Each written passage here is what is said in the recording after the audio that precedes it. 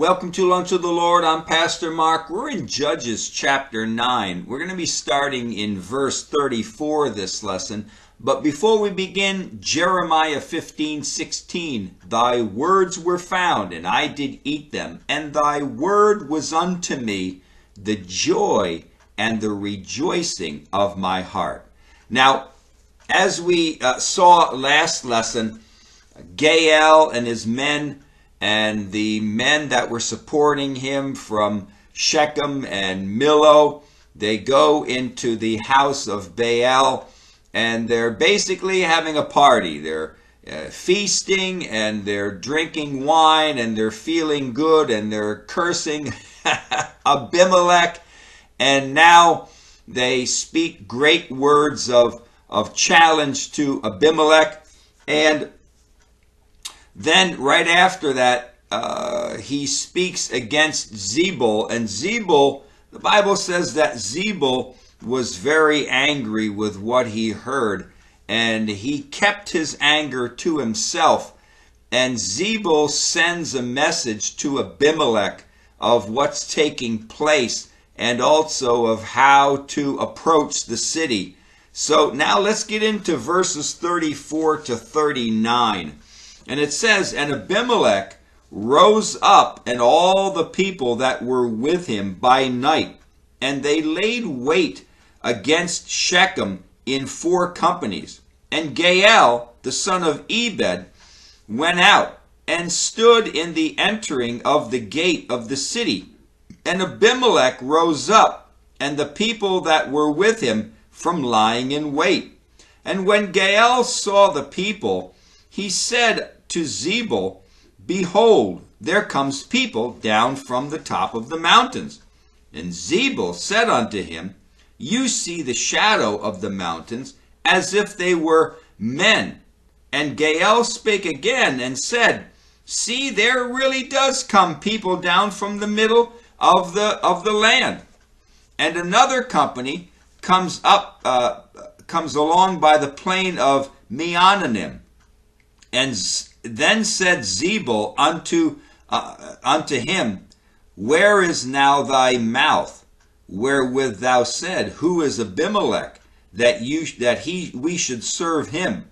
Is not this the people that you have despised? Go out, I pray, and fight against them. And Gael went out before the men of Shechem and fought with Abimelech. Now, Abimelech gets word from Zebul, and immediately that night he takes his army to Shechem, and he divides his army into 4 groups, and he surrounds the city. In the morning, Gael and Zebul are at the main gate of the city, and it seems that Zebul must have pretended to be on Gael's side, because Gael is somewhat surprised by Zebul's response to seeing Abimelech's army coming. Since Gael spoke a challenge to Abimelech in verse 29, that Gael also had an army of men with him at the gate. So here Gael is in the morning now. The wine is leaving his body, and he's coming back to his mind. And now he goes to the entering of the gate, and he has an army there with him. And also Zebul is there with him. So Gael has no idea what Zebul did or what Zebul is really thinking. Now, Gael finally realizes that Abimelech is attacking the city. And now he has to basically put his money where his mouth is. It was easy for him to speak great words of challenge and cursings when he was in the temple of Baal, surrounded by men who support him, and under the influence of wine. But very quickly, in the morning, His words are required of him. And Abimelech answers the challenge. And he also realizes that Zebul has betrayed him. You know, the unsaved have no idea how quick they will have to be responsible for their rejection and their betrayal of Christ. Life is but a vapor, and Gael's time for them to, and God's time for them to come to judgment comes before them, before they know it. The proud and the arrogant in heart, and those under the influence of this intoxicating world system, will not expect such a quick response from God. Yes, God is long-suffering towards unbelievers, but eventually the clock strikes 12, and it is time for judgment. And that's the thing. The unsaved people, they're not expecting judgment. They don't believe the things of God. They don't believe the things in the Bible. So when judgment does come, it comes upon them unexpectedly. For the Christian, we know judgment's coming, and we're already prepared in our hearts. But for the unsaved, any kind of judgment that comes from God comes quickly because they never expect it. Now, verses 40 and 41, and it says here, "And Abimelech chased him, and he fled before him, and many were overthrown and wounded, even unto the entering of the gate. And Abimelech dwelt at Arumah, and Zebul thrust out Gael and his brethren, that they should not dwell in Shechem." Now, Gael and his army are thoroughly defeated by Abimelech. But Gael escapes to Shechem, and it's possible that he closes the gate for refuge from Abimelech's army. But somehow Zebul is able to remove Gael and his brethren from the city of Shechem. Because of the defeat, maybe Zebul moved the people of Shechem against Gael and his brethren to kick them out. Again, it's not clear how this happened. How was it possible that one man, Zebul, was able to kick Gael and his brethren out of the city? He had to have some kind of support. And it doesn't say that Abimelech gave him soldiers or anything. It's very possible that the defeat caused the men of Shechem to turn against Gael, and they sided with Zebul.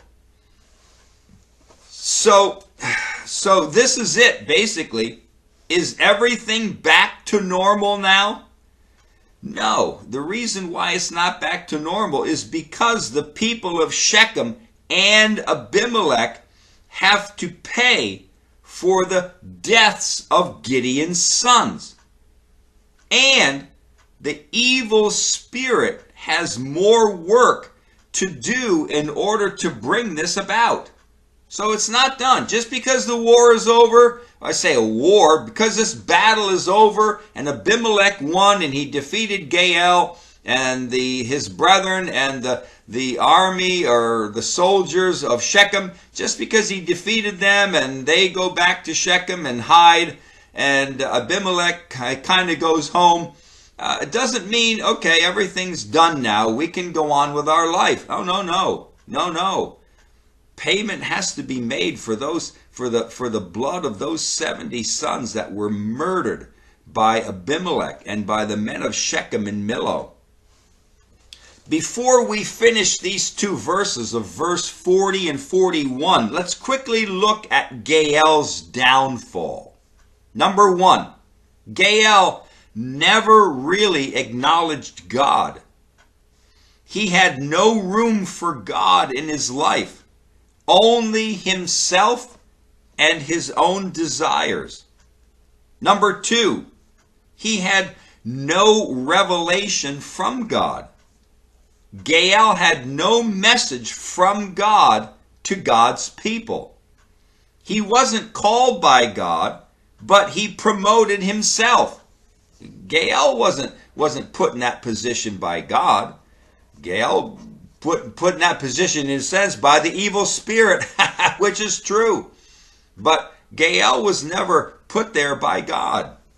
And number 3, he had no inspiration by God.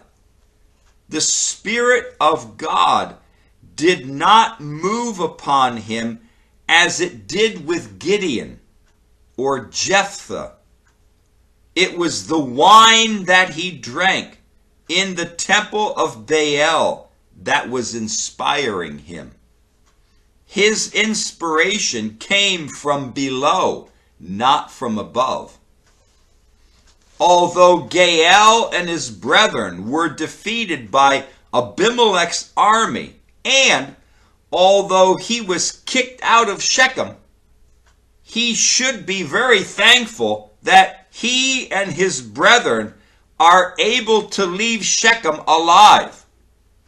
Yeah, he needs to be thankful that even though he's kicked out and maybe he leaves in shame, hey, at least he leaves with his life, because God is going to be dealing with Shechem and Millo and Abimelech. They're going to die, and he's not going to be in the middle of that. God's dealing is not with Gaal, but with the men of Shechem. Gaal's part in this was only to be used by the evil spirit to get the men of Shechem to rebel against Abimelech. Gaal's part now in this is all over, and now Gaal can leave, and he should be thankful that he is able to leave. And it says here also in verses 40 and 41 that Abimelech dwelt in the town or city of Arumah. Now, Arumah is only about 4 or 5 miles southeast of Shechem. And this is the reason why Abimelech and his army was able to come up to Shechem so quickly. Now, let's read verses 42 through 49.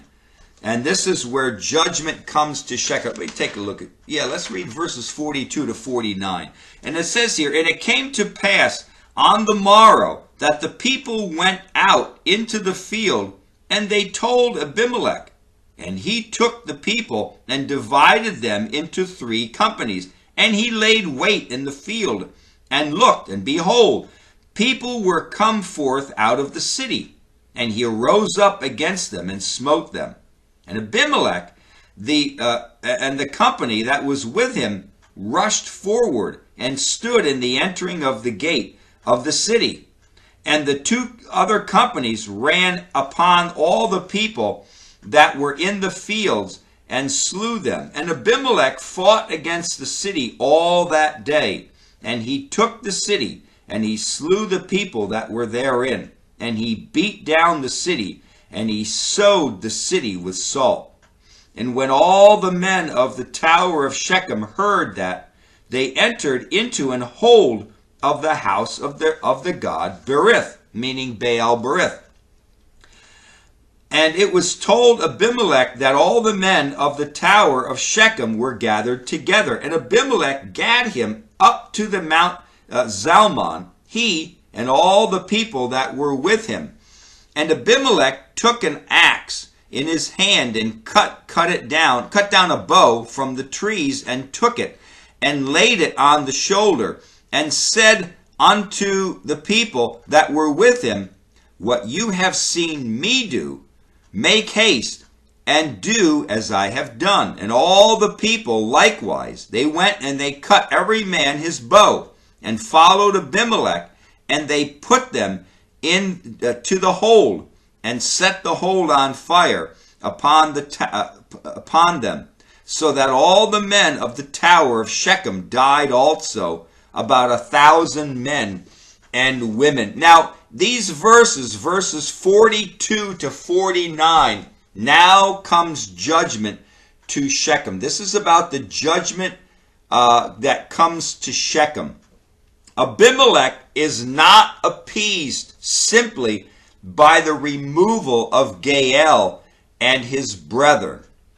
His hatred runs deep, and the evil spirit is always there to bring memories of the curses that the men of Shechem spoke against him, and also of the attacks on the travelers, taking their money and making him look bad. The next day, the people of Shechem, they basically go about their regular business out in the nearby fields. Abimelech cuts off their retreat back into the city of Shechem and kills all those that are out in the fields. Abimelech then turns to the city itself and killed all the people and destroyed the city. Finally, he sows the city with salt for the purpose that the city where he himself was born and raised would not be rebuilt or inhabited anymore. Yet the city of Shechem was rebuilt, and it became an important city again. It was so much so that even Rehoboam, King Rehoboam, he was crowned as king in Shechem. We see that in 1 Kings chapter 12 and verse 1. So although Abimelech sows it with salt and wants the city to not be inhabited anymore for however long, it does get rebuilt. And somewhat kind of quickly, it gets rebuilt and becomes a vibrant city. And Rehoboam, which is Solomon's son, is crowned king in Shechem. Now, in verse 46, there was a tower outside of the city of Shechem, probably in a place called Millo, where these men ran for safety. Now, these men flee to a fortified hold or a fortress, or what's called basically a high place, where there is their god Baal Bereth. Abimelech hears where these men have escaped to, and nearby there is a hill with trees called Zalmon. They cut down the wood and they set the idolatrous hold on fire. It must have been somewhat of a good size hold, because it says about 1,000 men and women died in this fire. So it had to be pretty good size stronghold that they escaped to. Thus, God's judgment against the people of Shechem and Millo has taken place. Now, God will execute judgment upon Abimelech. When I say God will execute judgment, what I mean is God is going to oversee the evil spirit executing judgment now upon Abimelech. All right, we're going to continue in verse 50 next lesson. But until then, walk with the Lord. I know he walks with you.